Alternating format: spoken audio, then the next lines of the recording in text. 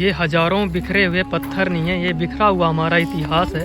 इन मंदिरों को बनाने में लगभग 200 साल का समय लगा। कि भोजपुर में जब महाराजा भोज ने मंदिर का निर्माण करवाया था तो वहाँ पर लगाई गई ज़्यादातर मूर्तियाँ यहाँ पर निर्मित की गई। 200 सालों में मंदिरों के निर्माण में ना जाने कितनी पीढ़ियों ने अपने जीवन का बलिदान दिया होगा।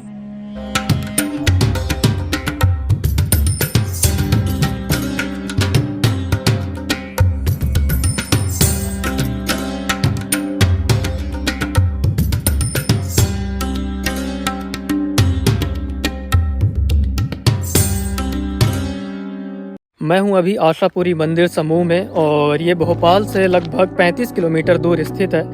यहाँ पर लगभग 9वीं शताब्दी से लेकर 11वीं शताब्दी तक 26 मंदिरों का निर्माण किया गया था। करीब 1000 साल पहले यहाँ मंदिरों का निर्माण शुरू हुआ था। 9वीं शताब्दी में जब यहाँ मंदिरों का निर्माण शुरू हुआ तो वह निर्माण 11वीं शताब्दी तक चला। पहले प्रतिहार वंश के शासकों ने इस मंदिर का निर्माण करवाया और उसके बाद में परमार वंश के शासकों ने मंदिर का निर्माण करवाया। इन मंदिरों को बनाने में लगभग 200 साल का समय लगा। आप विचार कर सकते हैं कि 200 साल में हमारी कितनी पीढ़ियां बीत जाती हैं। ये मंदिरों की पूरी श्रृंखला शुरू हो जाती है और आप देख सकते हैं कि यहाँ पर मंदिरों के वो अवशेष पड़े हुए हैं जिन्हें तोड़ दिया गया था। पूरे 26 मंदिरों का समूह था और दोनों ओर ये बीच से रास्ता बना हुआ था और इस तरफ और दूसरी तरफ दोनों ओर मंदिर बने हुए थे। सामने ये जो हमारे है ये है भूतनाथ बांध और अभी ये इसमें पानी नहीं है। हालांकि ये पूरा जो हिस्सा ये बांध का हिस्सा है और बिल्कुल बांध के किनारे इन मंदिरों का निर्माण किया गया था।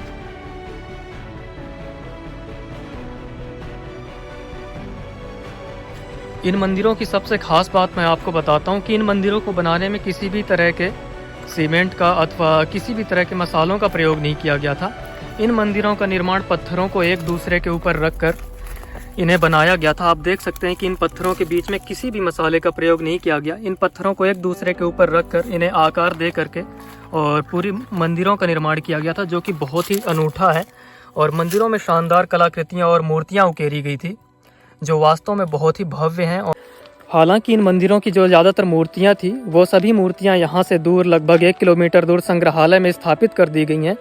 वहाँ आप संग्रहालय में जाकर सभी मूर्तियों को देख सकते हैं। लेकिन मैं आपको अभी मंदिर का वह हिस्सा दिखाता हूँ जो कि मुख्य मंदिर था और वहाँ तक मंदिरों का पूरा समूह फैला हुआ था। और ये सभी जितने भी पत्थर की ये चट्टानें पड़ी हुई दिख रही हैं ये सभी मंदिर का हिस्सा थी, में मुगलों द्वारा तोड़ दी गई थी। तो आप जब यहाँ के किसी भी पत्थर को देखेंगे तो हर एक पत्थर में शानदार कलाकृति का निर्माण किया गया था, शानदार प्रतिमाएँ बनाई गई। भारत के लगभग सभी प्राचीन हिंदू मंदिरों ने हमलों की मार सही है। इस मूर्ति में आप देख सकते हैं आधा सिर टूटा हुआ है।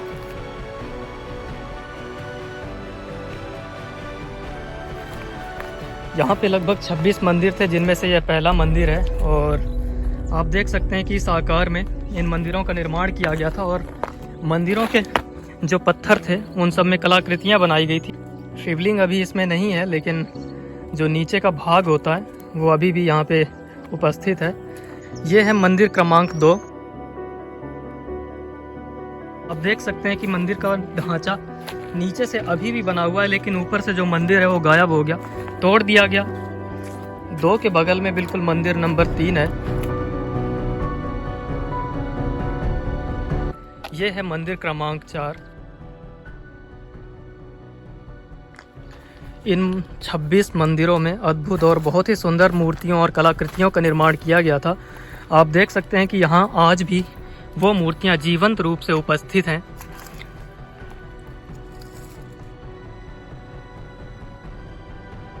– 2010 में इस स्थान की खुदाई शुरू हुई थी। ऐसा विचार किया गया कि निश्चित रूप से पर्यटकों का एक केंद्र बनेगा।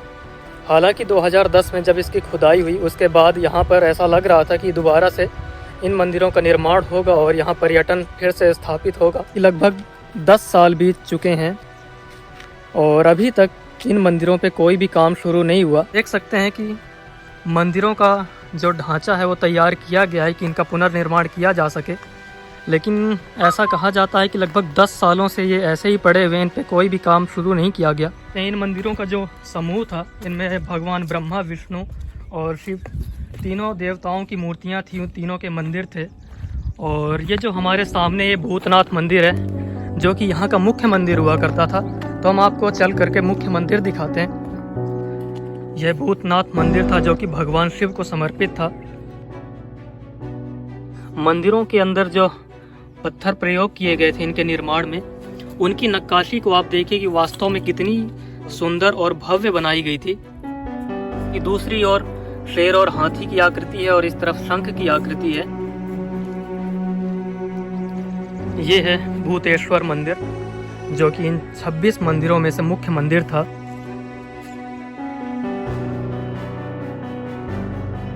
और इनकी निर्माण कला को देखिए कि कितनी जीवंत मूर्तियों को बनाया गया था। आप देख सकते हैं कि हाथों के जो कंगन है वो आज भी इन पत्थरों पर बहुत ही जीवंत दिखाई दे रहे हैं।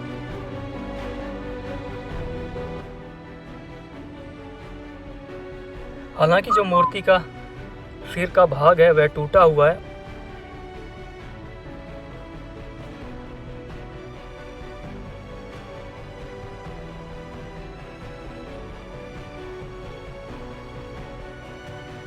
प्राचीन भारतीय वास्तुकला कितनी समृद्ध और उन्नत थी। जब आप यहाँ के मंदिरों और यहाँ की मूर्तियों और कलाकृतियों को देखते हैं तो आप स्पष्ट रूप से उसे समझ सकते हैं।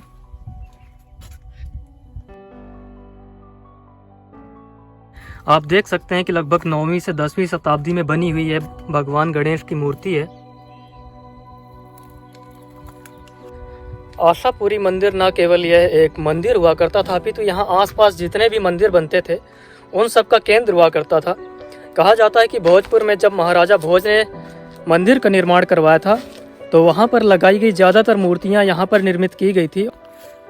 इस स्थान पर हजारों पत्थर पड़े हैं जिनमें आप अद्भुत कलाकृतियों को बना हुआ देख सकते हैं।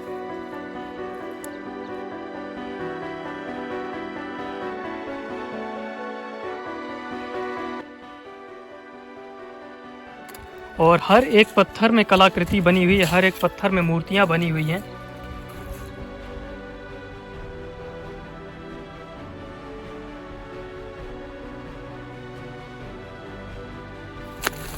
ये मंदिरों के स्तंभ पड़े हुए हैं यहाँ पर। यहाँ कई मंदिरों के स्तंभ ऐसे इस तरह के पड़े हैं जिनमें आप बनी हुई कलाकृतियों को देख सकते हैं।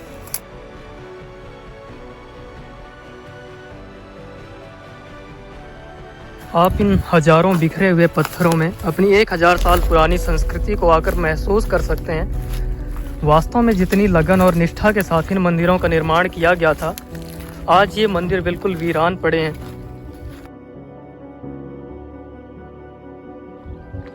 यहाँ आसपास के क्षेत्र में जहाँ भी आप नज़र घुमाएंगे हजारों पत्थर हैं और हजारों पत्थरों में लाखों कलाकृतियाँ, मूर्तियाँ बनी हुई हैं। इस मूर्ति को आप देख सकते हैं कि ये निश्चित रूप से भगवती देवी की मूर्ति है। ये भगवान गणेश की मूर्ति है और इस तरह से अलग अलग देवताओं की यहाँ पर प्रतिमाएं बनाई गई थी। आप देख सकते हैं कि किस तरह से हमारे मंदिरों ने विध्वंसों को सहा है। आज भी यहाँ की जब आप मूर्तियों को देखेंगे तो किसी मूर्ति का सिर टूटा हुआ, तो किसी के हाथ टूटे हैं, तो किसी के पैर टूटे हुए हैं। इस स्थान को देख करके स्वतः ही मेरे मन में यह कल्पना उठती है कि लगभग 1000 साल पहले यह स्थान कितना भव्य और समृद्ध रहा होगा।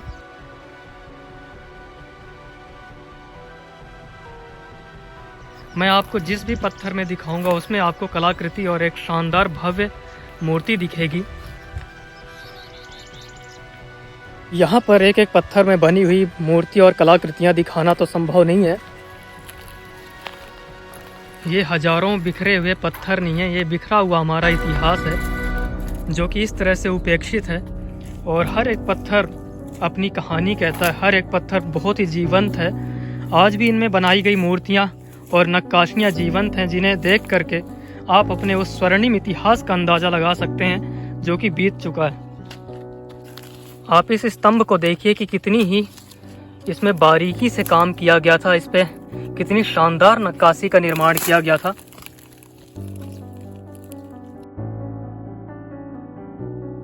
यहाँ से चारों ओर जंगल फैले हुए हैं, तो आसपास के जो क्षेत्र हैं यहाँ पे कुछ जंगली जानवर भी हैं।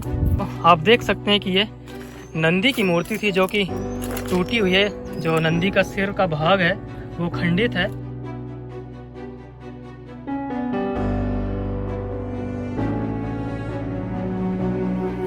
आप भारत के उस स्वर्णिम इतिहास को देख सकते हैं कि लगभग 1000 साल पहले भी इस देश में महिलाएं योद्धा हुआ करती थी। और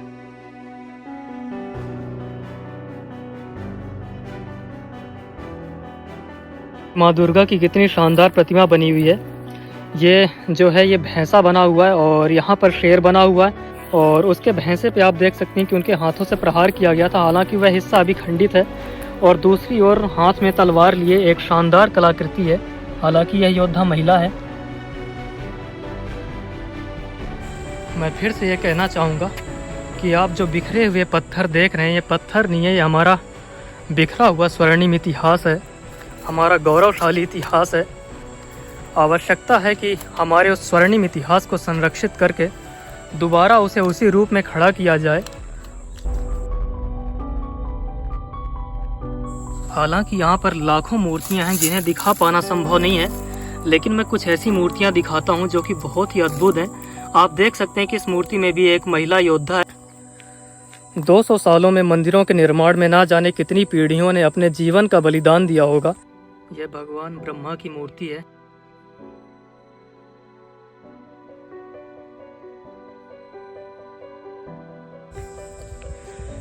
इस वीडियो में हालांकि इस पूरे हिस्से को दिखा पाना संभव नहीं है क्योंकि ये बहुत बड़ा क्षेत्र है और लगभग 26 मंदिर यहाँ पे स्थित थे।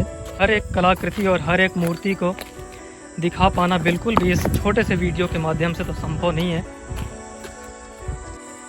ये विशाल मंदिरों के स्तंभ हुआ करते थे और स्तंभों में बहुत ही सुंदर आकृतियाँ बनाई गई थी। तो आज की इस वीडियो को करते हैं समाप्त। आप हमारे साथ इस यात्रा में बने रहिए।